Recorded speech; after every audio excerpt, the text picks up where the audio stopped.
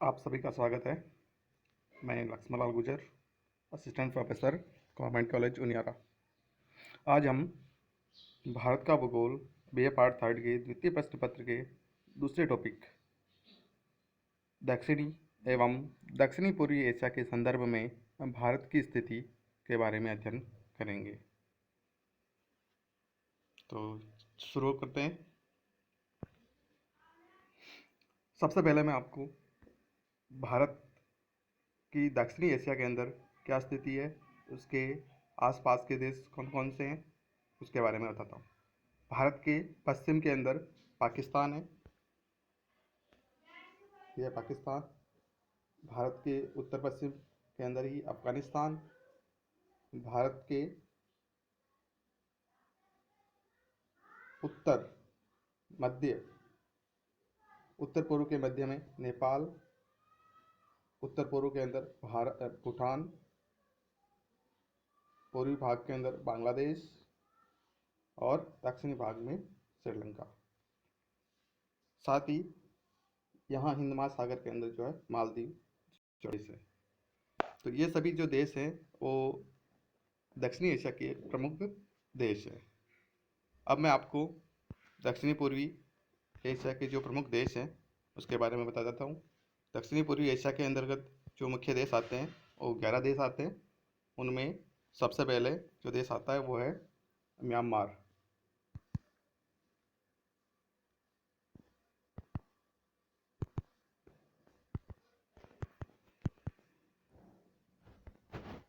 ये आपका म्यांमार है। म्यांमार के अलावा दूसरा देश आता है थाईलैंड। ये आपका थाईलैंड। उसके बाद में वियतनाम। ये आपका वियतनाम। लाओस, ये जो बैंगनी कलर में जो दिख रहा है वो लाओस। इसके साथ ही अगला जो देश आता है आपका मलेशिया। ये आपका जो ग्रीन कलर में है वो मलेशिया। इसके साथ ही अगला जो देश आता है वो सिंगापुर। ये मलेशिया के या मलाई प्रायद्वीप के बिल्कुल जो नीचे का छोर है वहाँ पर सिंगापुर है। इसके साथ ही ये आपका पिंक कलर में जो दे रखा है वो इंडोनेशिया। साथ ही इधर ये जो पूर्वी भाग के अंदर फिलीपींस, यहाँ पर छोटा सा देश है इस बोर्नियो द्वीप के अंदर ही ब्रुनेई। साथ ही यहाँ पर जो है पूर्वी भाग के अंदर ही तिमोर जो है देश स्थित है। तो ये जो देश हैं वो मुख्य रूप से दक्षिणी पूर्वी एशिया के जो है देश हैं।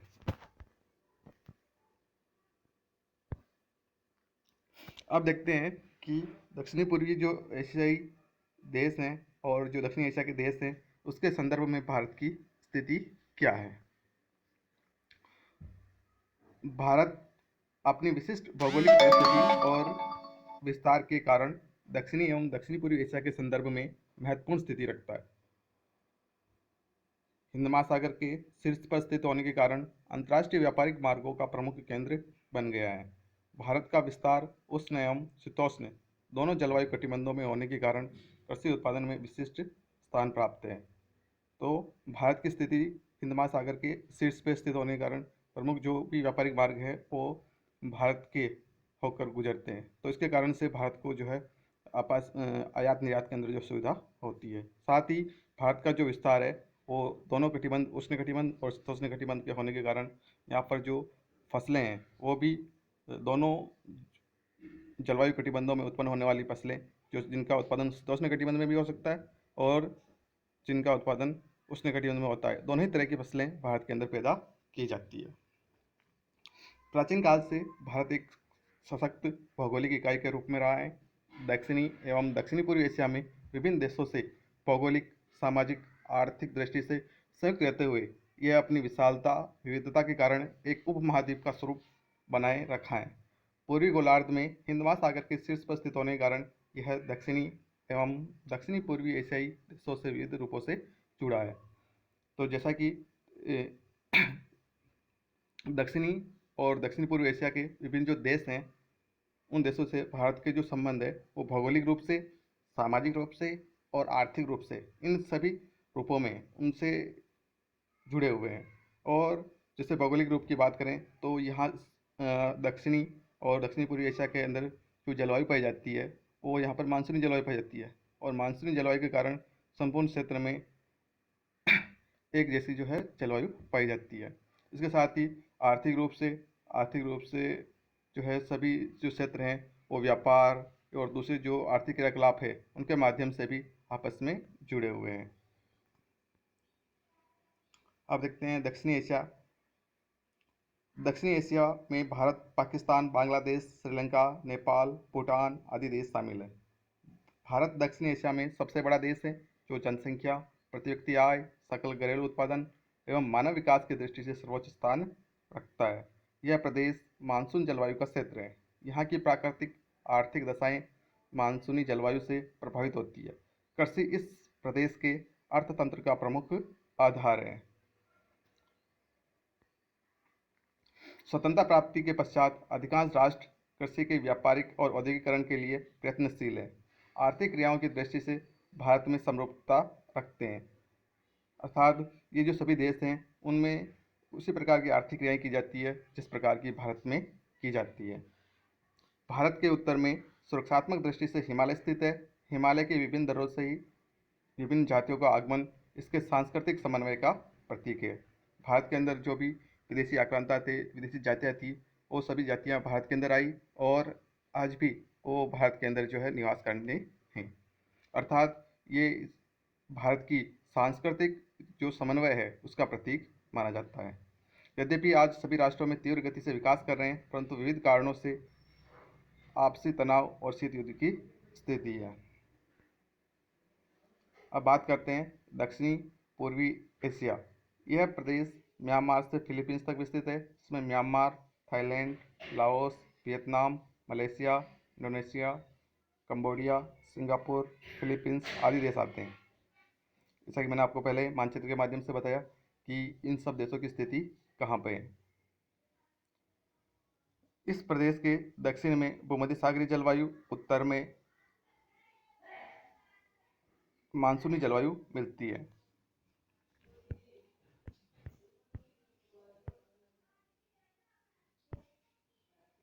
ये जो सभी देश हैं उनमें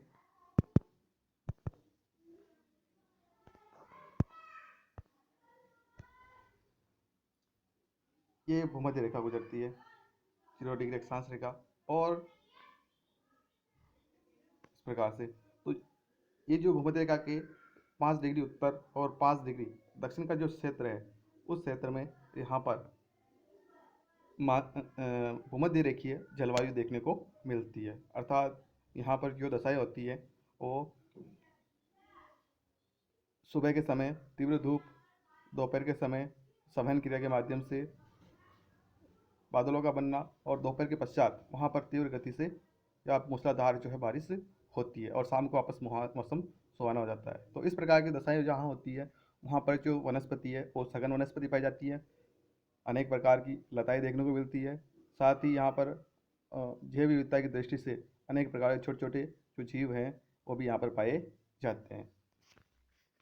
इसके अलावा बात करें, ये जो दक्षिणी पूर्वी जो एशिया है संपूर्ण क्षेत्र, ये यहाँ अफगानिस्तान से लेके भारत, पाकिस्तान, नेपाल, भूटान, म्यांमार और ये दक्षिणी पूर्वी एशिया के जो सभी देश हैं यहाँ पर जो है मानसूनी जलवायु पाई जाती है।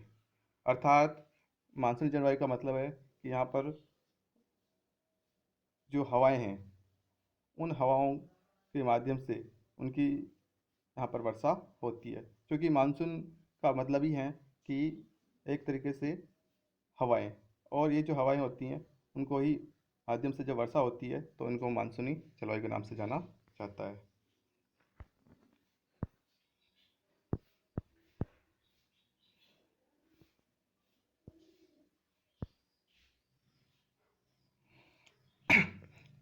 आगे आगे देखते हैं। इस प्रदेश में बागाती कृषि की प्रधानता है। मतलब दक्षिणी पूर्वी एशिया के जो भी देश हैं यहाँ पर बागाती कृषि की जाती है। मतलब बागानों के अंदर जो विभिन्न प्रकार की जो फसलें हैं जिनमें चाय, रबड़, चावल, गरम मसाले आदि के उत्पादन में भारत ने संतोषजनक प्रगति की है। मतलब ये जो सभी फसलें हैं, बागाती फसलें, जो मुख्य रूप से उष्णकटिबंध के अंदर पैदा की जाती है। वो सभी फसलों की यहाँ पर दक्षिणी पूर्वी एशिया के अंदर प्रधानता है। प्रदेश सांस्कृतिक संक्रमण का क्षेत्र रहा है। बौद्ध धर्म का विभिन्न देशों में भारत से प्रसार हुआ है। जैसा कि आप सभी बताएं, सम्राट अशोक के समय उसने अपने पुत्री को बौद्ध धर्म के प्रचार प्रसार के लिए श्रीलंका और दक्षिणी पूर्वी एशिया के जो भी देश हैं वहाँ पर इन्होंने भेजा था। तो उन्होंने वहाँ पर जो है बौद्ध धर्म का प्रचार किया और आज भी जो है वहाँ पर वो दिखाई देता है। इस प्रकार कहा जा सकता है कि दक्षिणी पूर्वी एशियाई देशों में क्षेत्रफल, जनसंख्या, कृषि, पशुपालन, खनिज संपदा, परिवहन एवं व्यापार की दृष्टि से भारत सबसे अग्रणीय राष्ट्र है। अब हम भारत की जो स्थिति है उसके हिसाब से उसको कौन कौन से लाभ होते हैं उसके बारे में जानते हैं। भारत हिंद महासागर के शीर्ष पर स्थित होने के कारण अनेक अंतर्राष्ट्रीय व्यापारिक मार्ग जैसे स्वेज मार्ग, आसांतरिक मार्ग, अटलांटिक मार्ग और प्रशांत महासागरीय मार्ग भारत में आकर मिलते हैं, जिससे देश के निर्यात और आयात में वृद्धि होती है। मैं आपको सबसे पहले ये चारों जो मार्ग हैं, स्वेज मार्ग, आसांतरिक मार्ग, अटलांटिक मार्ग और प्रशांत महासागरीय मार्ग के बारे में जो है बताता हूँ कि ये मार्ग कहाँ कहाँ से गुजरते हैं।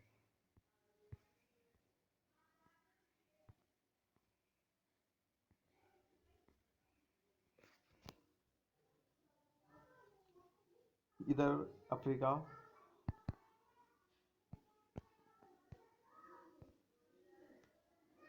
ये अफ्रीका महाद्वीप है और एशिया महाद्वीप, इसके बीच में यहाँ पर लाल सागर और इसके ऊपर की तरफ उत्तर की तरफ भूमध्य सागर है। यहाँ पर जो ज़मीन का कुछ भाग है वहाँ पर उसको काट कर स्वेज नहर का निर्माण किया गया है। अर्थात स्वेज नहर जो है वो भूमध्य सागर और लाल सागर को छोड़ती है। तो यूरोप से आने वाले जो भी जहाज जो भारत या दक्षिणी पूर्वी एशिया के अंदर जाते हैं वो इसी स्वेज मार्ग से होकर, स्वेज नहर से होकर लाल सागर में होते हुए भारत से दक्षिणी पूर्वी एशियाई देशों, जिनमें जो भी देश हैं 11 देश, उन देशों में इसके अलावा जापान, चाइना, दक्षिणी कोरिया, उत्तरी कोरिया और ऑस्ट्रेलिया, इन सभी देशों को जाते हैं। तो ये जो मार्ग है वो स्वेज मार्ग के नाम से जाना जाता है। दूसरा मार्ग है आसांतरिक मार्ग। वो मार्ग अफ्रीका के यूरोप से अटलांटिक महासागर में होता हुआ अफ्रीका के चारों ओर चक्कर लगाते हुए दक्षिणी अफ्रीका होते हुए, यहाँ से होते हुए इस प्रकार से भारत होते हुए गुजरता है। इस वो जो मार्ग है उस मार्ग का नाम है आसांतरिक मार्ग।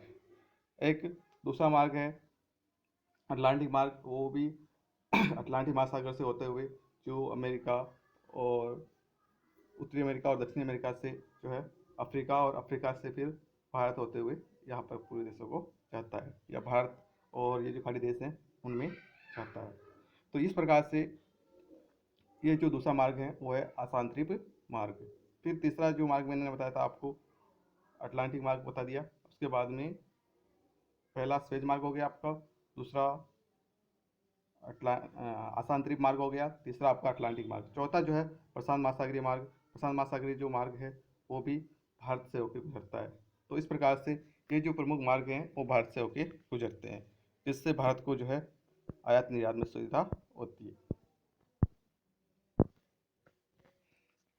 दूसरा जो लाभ है वो है पश्चिमी देशों से सुदूर पूर्व को जाने वाले वायु मार्ग दिल्ली, मुंबई, कोलकाता, चेन्नई से होकर गुजरते हैं, जिसके विश्व के अन्य देशों से संपर्क और संचार की सुविधा हमें प्राप्त होती है। अर्थात पश्चिमी देशों से जो भी हवाई जहाज या वायुयान भारत से होकर गुजरते हैं वो मुंबई, चेन्नई, दिल्ली, कोलकाता यहाँ से होकर गुजरते हैं, जिसके कारण से भारत का अन्य क्षेत्रों से संचार और संपर्क बढ़ा है।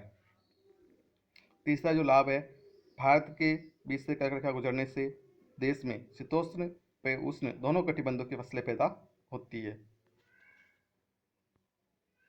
चौथा लाभ है, भारत की स्थिति के कारण बंदरगाह वर्ष भर खुले रहते हैं।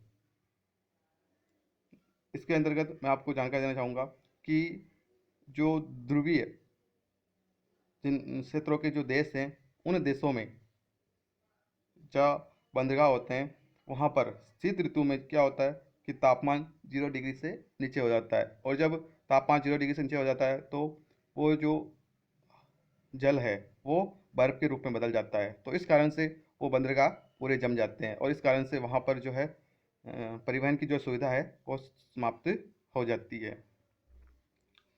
भारत के अधिकांश पड़ोसी देश अविकसित है, अतः भारत का तैयार माल निकट बाजारों में बिक जाता है।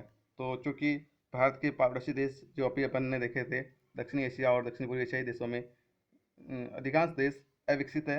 इस कारण से भारत के अंदर जो भी प्रोडक्शन होता है, उत्पादन होता है, वो उन देशों के बाज़ारों के अंदर बिक जाता है। यह भी उसका एक लाभ है।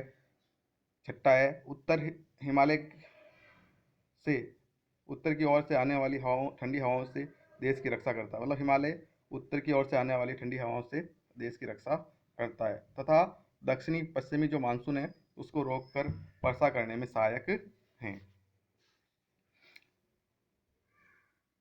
सातवां है भारत की स्थिति का महत्व इस बात से भी स्पष्ट होता है कि इसके निकट महासागर का नाम इसी के नाम पर हिंद महासागर पड़ा है।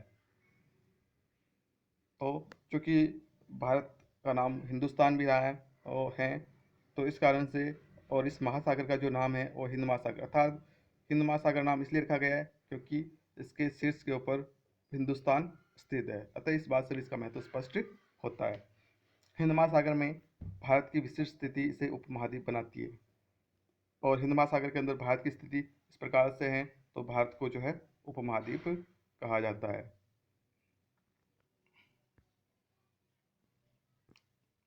Thank you.